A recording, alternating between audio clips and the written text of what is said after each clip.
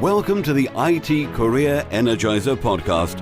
For anyone who wants to build and grow a career in IT, develop and improve your strengths and skills, be inspired and motivated by the successes of others, manage your career progression, and achieve your IT career goals.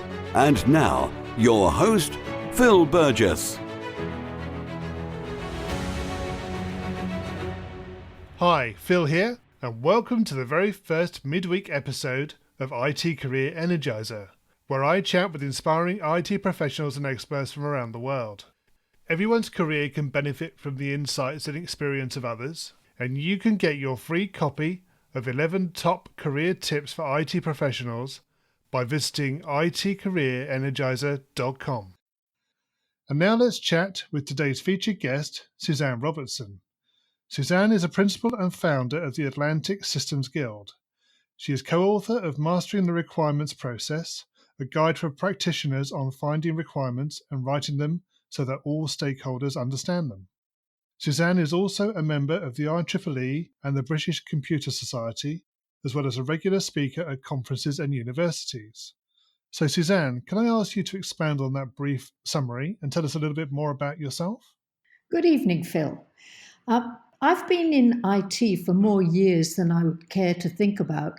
My very first job that led me eventually to where I am now with requirements, but my very first job in IT, I was a computer. And that was my job title. I actually worked for rocket scientists. And my job was computing power was very expensive in those days. So you had to do a lot of modeling and a lot of modeling before you actually wrote or ran any programs. So my job was to simulate missile trials by eventually writing programs. But I did an awful lot of calculations in the meantime, hence the job of computer, which I found out later. In fact, I found out quite recently that the people who worked with Alan Turing during the war and did a lot of the calculations, their roles was actually computer. Yeah, I think I've heard that before, actually. Yeah. Yes. Yeah. What I'm doing now, of course, couldn't be further from that when I think of how much power I can fit in my phone. And the computer that I worked with was an analog computer, the very first one. And it was twice the size of my office now, which is a big office. It was extraordinary. And I went from there and worked through I suppose in those days, you did a little bit of everything, but I was a programmer and I wrote in machine language and then eventually Fortran. And then I went through becoming a designer, becoming a systems analyst, a project manager, and along the way, learning an awful lot about IT and how it affects people and how little I knew about it. So much has happened in those 40 years. Yeah, I mean, you've mentioned obviously the evolution of computing power as much as anything else and the size of the systems Yes. that were there at the time. It's been quite an incredible change. And in particular, I think over the last few years, we've seemed to change the way we approach IT as well. Yes, I think that's true. I think that because we've got so much more power in terms of languages, hardware and software, we don't start at the same place as we used to when I first started working. We're so much at a higher level. Even when we're writing code, the languages are so much more high level that we don't have to worry about managing memory, for example. Yes. That was a very, very major issue. And it meant that you focused an awful lot on the guts of the technology. You talking about users and talking about giving value to customers, that wasn't really something that was in our vocabulary in those days. Yeah. Suzanne, can you share a unique career tip with the IT Career Energizer audience that they need to know and probably don't? Well, something that is very relevant to, I think, all of us, and especially what I do now in requirements and business analysis, is don't expect people to tell you what they need. And the reason is they don't know. Yeah. If people ask either one of us, what do you need? We don't know. And that's why we need to develop really the good human communication skills, ways of getting feedback from people, ways of showing them things to explore whether this might be what they need. But just asking people what they need. Now, I've had a lot of people say to me, oh, well, people should know what they need. If we ask them, they should know. Well, we don't. We don't know what we need. And I think that's a really, really key thing, not just for requirements analysts and business analysts, but for everybody who's involved in building systems of any kind. Yeah, so the phrase requirements engineering is one I hear more and more. Do you see that as part of what you're describing there? Yes. Requirements engineering is one of the names given to the activity or no, perhaps the role. We get so muddled up with activities and roles. And I think requirements engineering, requirements analysis, business analysis are all really, really birds of very much the same feather. I think that there really hasn't been a complete consensus on exactly what the skills are that are attributed to each one of the roles. But then the roles aren't consistent anyway from one organization to another. And I think it's important to realize that. Yeah. Suzanne, can you tell us about your worst IT career moment and what you learned from that experience? My worst moment. Oh, that would take me back probably to when I was a programmer designer and I had to make a very urgent change to a very old check printing program. And this program had been around for 15 years and had been fiddled with by lots of different people. And it was very, very urgent that I made this change that night because they were going to print the checks. So I made it. And when they printed the checks, each check was for $1 million more than it should have been. Yes. And it was the only check stationery they had. Oh dear. It was mortifying. So what did they do to resolve the issue? Well, we had to call on another organization to help us. And in fact, it was a computer bureau in Australia that I was working with at the time. And we called on another computer bureau to help us. They did. They were very helpful. Right. Okay. I was up for 48 hours without going to bed, though, at that time. Yeah, I'm not surprised. So moving on maybe from your worst IT career moment, can you tell us about your career highlight or greatest success? Yes, I can. I remember it vividly because in 1994, myself and one of my business partners, who's also my husband, James, we published our first book. It was Complete Systems Analysis. And there was great rejoicing and a lot of champagne when we published it finally, because it had taken us 10 years to write it. Quite a while, yes. Quite a while. And I think the reason, well, in retrospect, there was a very good reason for that. And it was, we didn't really know who we were writing it for. We knew that we were writing it for systems analysts, and it was to do with modeling, and we needed to give them lots of examples and carry them through projects and so on. So but it wasn't, it was too, I kept talking to James and saying, well, I think we should have this in the book. And he'd say, well, no, I'm not sure that systems analysts would need that or this. And it was coming back on a plane. I did a business trip to Copenhagen and I opened the SAS magazine and there was this fellow. I gave him a name immediately, Eric. And Eric was wearing a jumper and he looked quite bright, serious, and he had a clipboard and he was writing something on the clipboard. And I looked at him and I thought, that is the systems analyst we have to write this book for. And I got home and I showed it to James and said, here's Eric. And everything started to work from that point on. Can you tell us what excites you about the future of the IT industry and careers in IT? Well, we talked about it before, about how much progress we've made in the time, in the last 40 or 50 years. Now, what I'm getting very excited about now is that people are looking past just IT and bringing different disciplines in to help with the overall understanding and building of systems.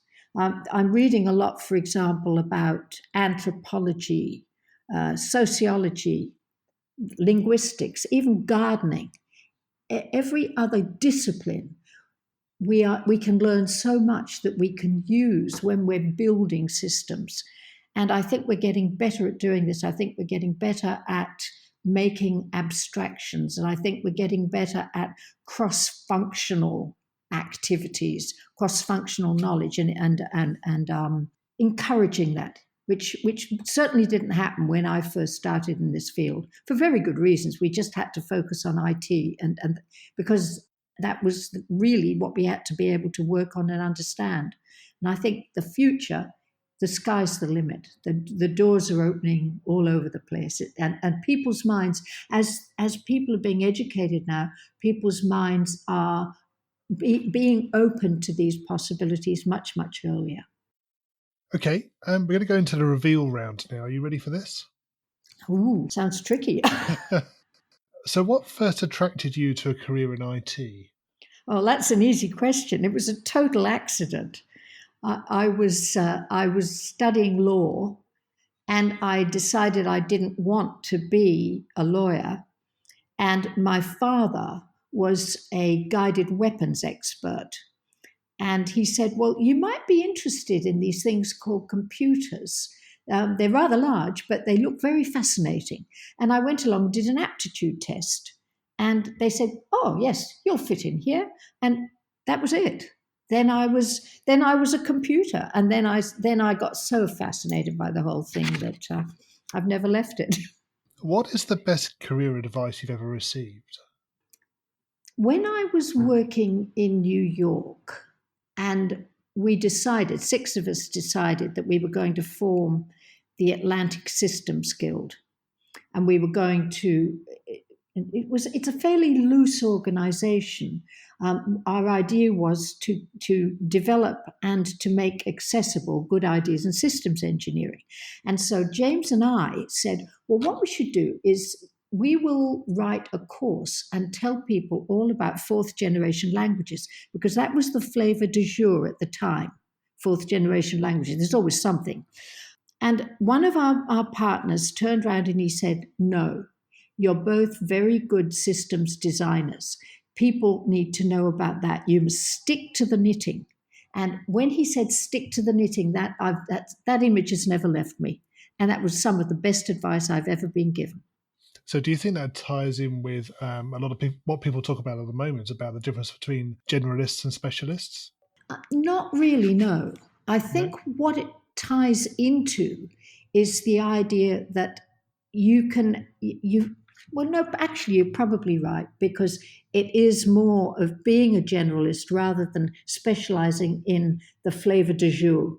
But the thing that really, really gave me the aha, I suppose, was you shouldn't just chuck everything away when a new idea comes along. Yes. And focus all your attention on that.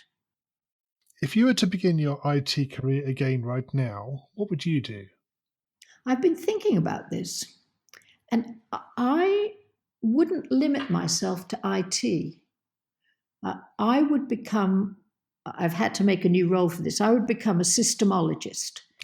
And I would combine IT with social and cultural systems. That's what I would like to do. Now, of course, that, I suppose, presupposes that I would know everything that I already know in order to be able to do that. But that's a wonderful new profession.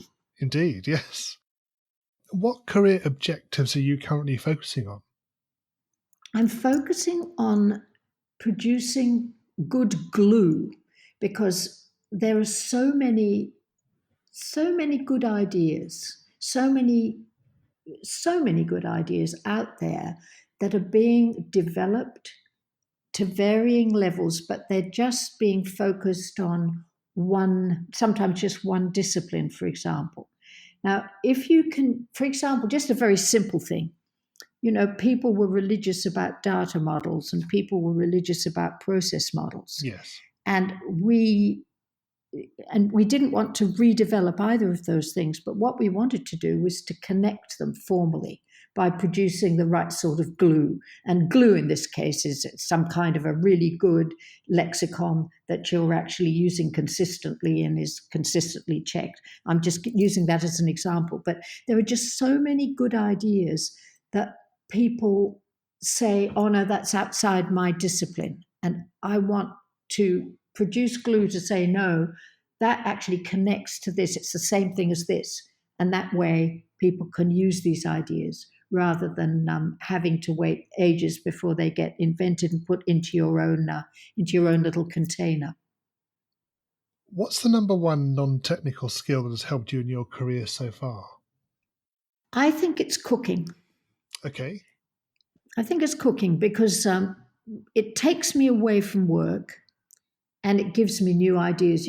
I can totally absorb myself in cooking, but then out of it you get ideas for, I could use that way of expressing a recipe. That would be a good way of expressing part of a specification, for example. So, I do love to cook. It relaxes me. Suzanne, can you share a parting piece of career advice with the IT Career Energizer audience? I think, and this is very much part of what we've been researching and writing about just recently a lot, but I think the best thing that I can advise people is discover the real problem. Don't just take what somebody says to you, but take what they say and then step back. Step back and take a wider view. If somebody asks you, for example, I'd like a screen with this on, say, well, what happened before you wanted that screen with that on? Who did what in order to give you that piece of information that you want on that screen? And just taking that wider view will help tremendously in discovering what the real problem is rather than the solution that somebody is handing you. Yeah. Finally, what's the best way we can find out more about you and potentially connect with you? Well, Volere, that's spelled Volere, is our web page that contains all of our techniques and books and videos and so on. So volere.org is a good way of getting in touch with us. The other website that people would be interested in is the Atlantic Systems Guild, where once again we've got various articles, books, and so on the site. Suzanne, thank you so much for joining me on the IT Career Energizer podcast today. It's been great chatting with you. Well, thank you for asking me, Phil. It's been a pleasure. Well, I hope you enjoyed today's first midweek episode of the show. My thanks to Suzanne for sharing her experiences and advice, and full show notes are available at itcareerenergizer.com/E43. As mentioned in Monday's episode with Rex Black, further changes to the IT Career Energizer podcast are on the way, so make sure you subscribe to the show in whichever streaming service you use to listen so that you don't miss out. As ever, thanks for listening and being a supporter of the show. If you want to contact me, you can find me on LinkedIn or by using the contact form on the website. It's always great to hear from listeners of the show, and I'm always happy to answer any questions about the podcast or about careers in IT. So until next time, have a great week. Thanks for listening to the IT Career Energizer podcast. To find out more about building a successful career in IT, visit itcareerenergizer.com.